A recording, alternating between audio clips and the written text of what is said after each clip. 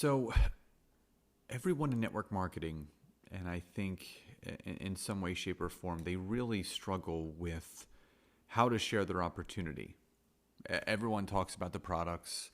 They know how to start people on the products. But when it comes to talking about the business, they really struggle. So what you're going to learn in this episode is the exact way of how to talk to people about your opportunity. So I hope you enjoy.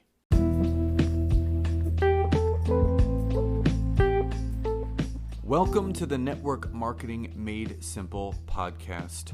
I am your host, Scott Aaron, and each and every week I'm going to come to you with short, simple, and powerful tactics of how you can grow your network marketing business, brand, bank account, and impact on those around you.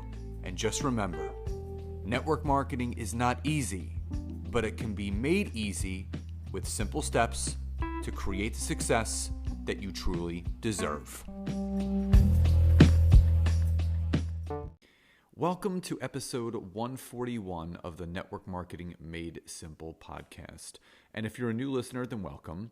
And if you're a returning listener, then welcome back. And as always, if you are a business coach, entrepreneur, network marketer that is still building their business through the primary means of Facebook and Instagram, and you are not yet harnessing and leveraging the power and potential that LinkedIn can have on your business, bank account, and your impact, then head over to my website, www.scottaaron.net, where you can schedule a free 15-minute call with me where I can learn more about you, your business, what you're struggling with, and how we could potentially work together. So in this episode, I hear all the time that people, they just don't understand how to talk about the business. They clam up when they have to do a presentation about the business. They're so comfortable talking about the products that what I wanted to do with you guys today is break down a very simple 5-step process of the exact way of how to talk to people about your opportunity, whether it's in person, whether it's online, when you're out and about. Because if you guys haven't figured it out already, enrolling consumers will only get you so far. The people that are making all the money in network marketing are talking about the business whenever they can to whoever they can, because when you can build a team, that's how the residual income happens. So, special guest, would you agree? Hi there. Yes, I agree. Wise words from Nancy, everybody.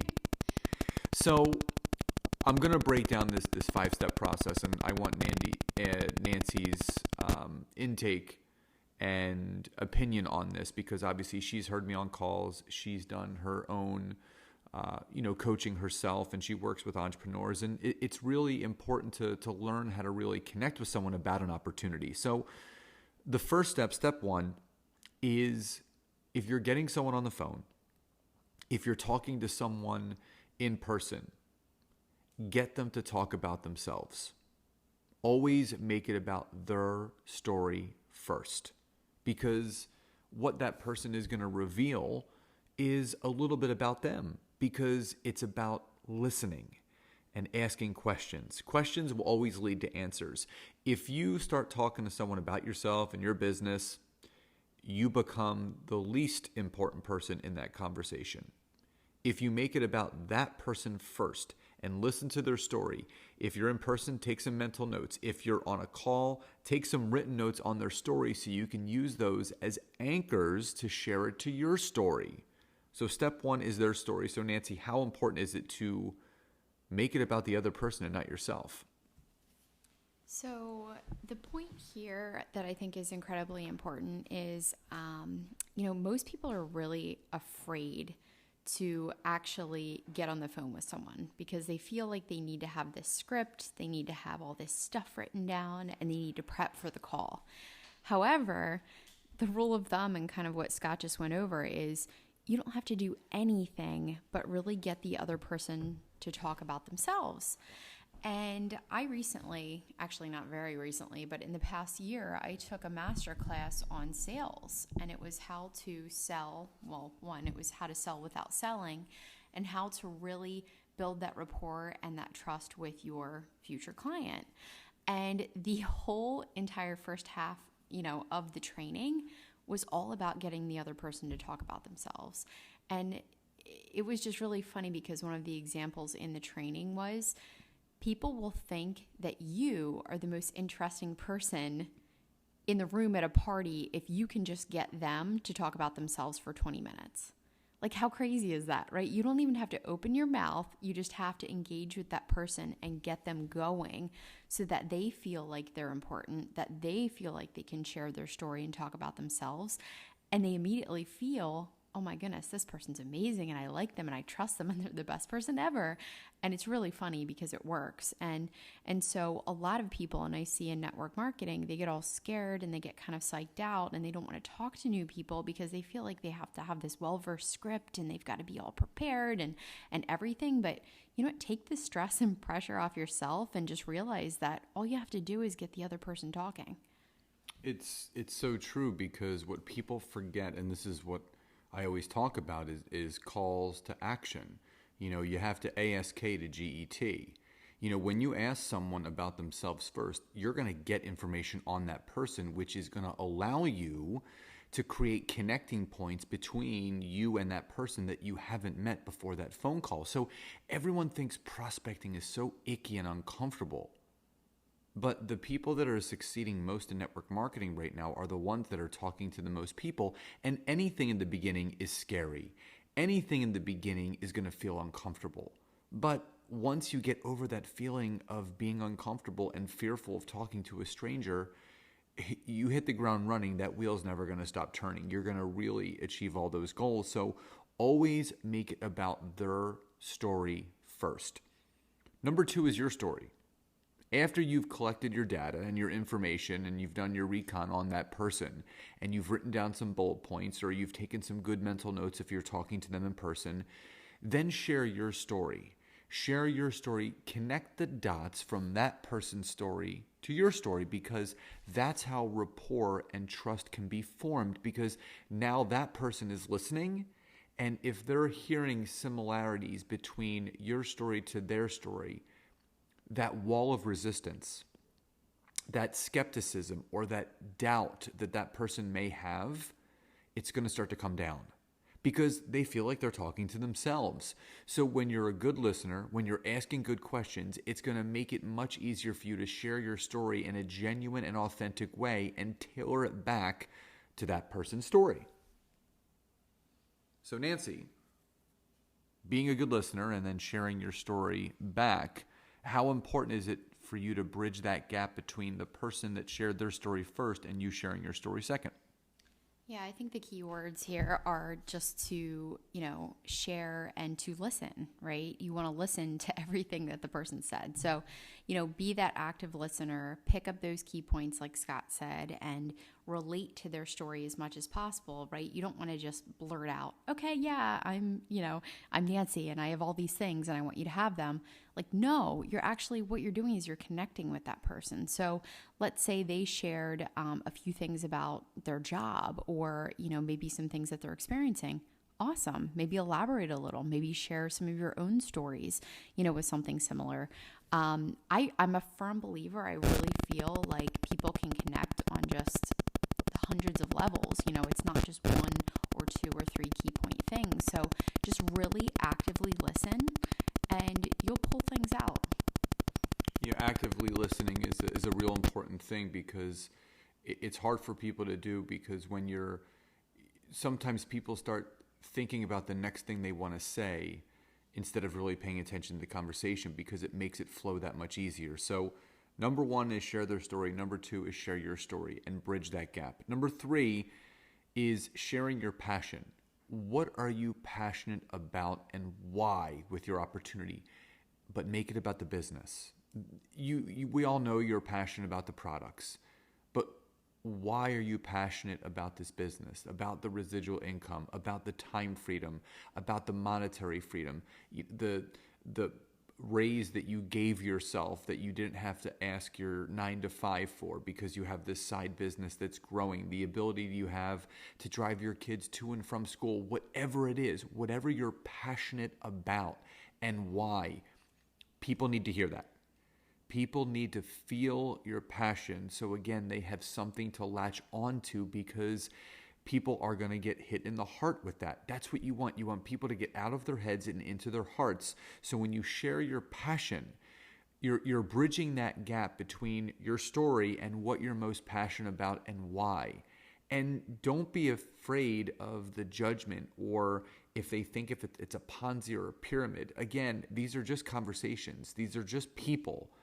They're not the end all be all. So really sharing your passion in a very genuine and authentic way after they have shared their story and you have shared your story, it's going to make it much easier for that passion to naturally come out. So again, Nancy, the importance of not only sharing your story, but sharing what you're most passionate about, it's important for people to feel that. And why do you feel that is? So for me, I think when you're doing this, what it looks like is almost like a combination, right? I've had conversations and, I'm just kind of reflecting back on a couple now. And so the person, I got them talking and they shared their story and they were, telling me about how they worked long hours and they were in the nursing field. And, they kind of went on for a while and explained some of their frustrations and things like that. And immediately, it naturally, right, the conversation, and this is how it should flow, right? You're not a robot. You're not trying to, again, follow a script. It led into, okay, well, what do you do, Nancy? And at that point, it was like, okay, I actually, similar to you, here's where I was. And then here's some things that I've been doing lately. And it was such a natural conversation, right? Because again, that person just talked about themselves for, a good, 10, 15 minutes. And now it's your turn to kind of share a little bit about what you do. And if you are honestly in an opportunity that is great and it's changed your life and, it's something that you can't wait to share with others, it shouldn't be hard. And this is all part of that, sharing your story. So for me, it's kind of like a combo deal, right? It's that your story, your passion, all in the same breath, from that standpoint. Yeah, and then, obviously when you bridge that gap and they do flow together. And again, just like Nancy said, it doesn't have to be scripted. And the first couple conversations are going to be uncomfortable. And you're probably going to suck, and that's okay. But, we heard T. Harv Eker talk about that, every master was once a disaster. And it's the truth. You have to get your repetitions in. You're not going to go to the gym one time and look like Arnold Schwarzenegger. So obviously step 1, their story. Step 2, your story. Step 3, your passion. Step 4 is your light bulb moment. This is the moment where you knew you had something. And I'll share my light bulb moment to give you guys an example of when I was building my network marketing business, how I shared that. And, I would say to people, that's my passion. But, here was my aha moment. It was about 3 months in, and I was on vacation with my family. And my son was about 9 months old at the time, and he was crawling around in the sand, and my phone went off. And it was an email from the company that I partnered with, and I opened the email, and it said, "Dear Scott, you've just earned $660.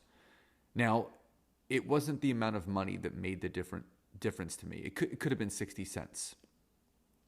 It was the pure and simple fact that was the first time, and at that point, my 15-year career as a personal trainer, that I ever earned $1 when I was not training a client.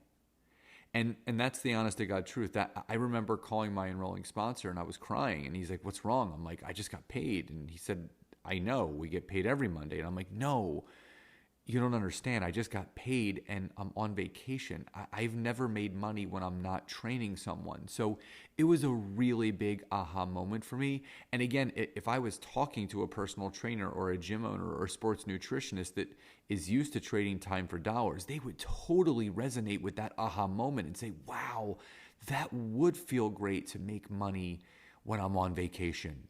So sharing your aha moment the right way really, really brings this conversation to a head and really puts the pieces together. So being able to share that genuine and authentic real moment where you knew you were onto something, it's got a lasting impact on that conversation from that point moving forward. So Nancy, the importance of authentically and genuinely sharing that aha moment, that light bulb moment that really had you understand that you were onto something bigger. how essential is that towards the end of the conversation? Oh, so incredibly important. I mean, just remember that you were once in their shoes, right? You know, before you actually got involved in your opportunity, you were on the other side of the table, right? And you got to think about them, you know, what is going to really resonate with them. And then, you know, just think of your journey because, you know, again, I'm a firm believer and, you know, I cannot stand the people out there who are so incredibly salesy and they're not picking up the signs that some people are just not a good fit, right? You know, already into this conversation, right? You spent about 10, 15 minutes letting them talk about themselves. You shared a little bit about you. You can already identify at this point if they're going to be a great fit or, you know, if this might be something that, you know, could help them or maybe it's not. And maybe you just made a friend and you're kind of chatting on some things that they've got going on.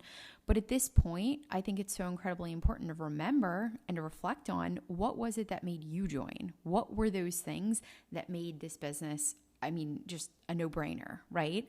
Bring those things back up. And if it's not a no-brainer for that person, then again, it might not be a good fit. But if it is, it might hit them and they might have that light bulb moment and they might think, wow, okay, I need to hear more because this might be an opportunity that could definitely be something, you know, that's perfect for me. And I'm glad you told me about it. And again, it's talking about the opportunity, not leaning on the products.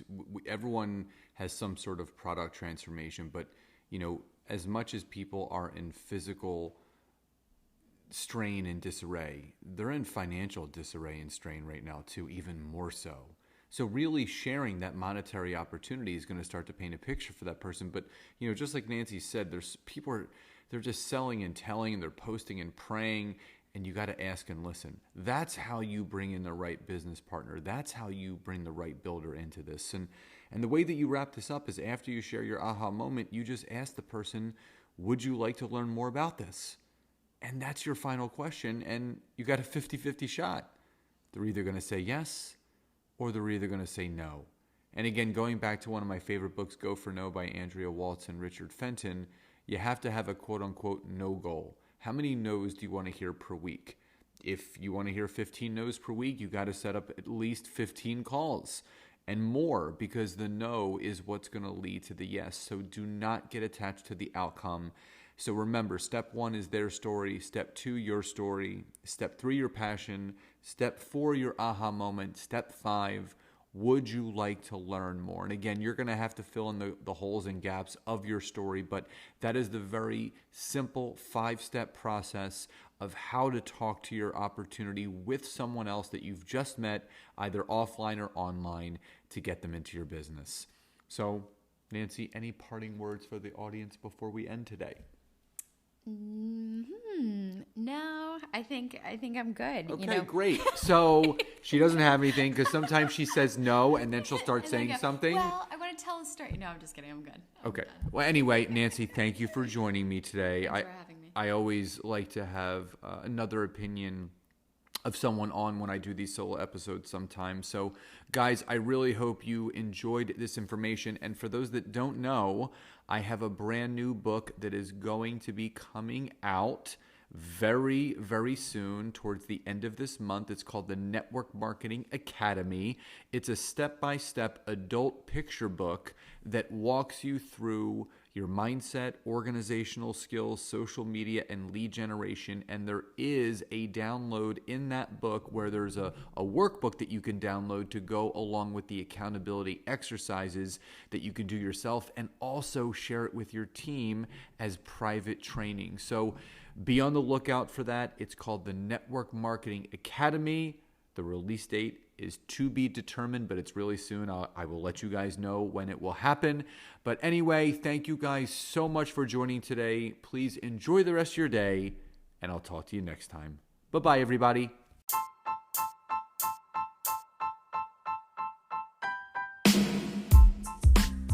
Thank you again so much for checking out this week's episode. And if you can, head over to iTunes, search for Network Marketing Made Simple, leave me a 5-star rating, basic review. I would be grateful for all of the support you guys can give me. And again, if you'd be interested in learning more how to utilize LinkedIn to grow your business, your brand, and your bank account, head over to my website, www.scottaaron.net. Fill out the form for your free 15-minute discovery call so I can learn more about you, your business, and how we can work together. And again, thank you guys so much. Grateful for you all, and I'll see you next time.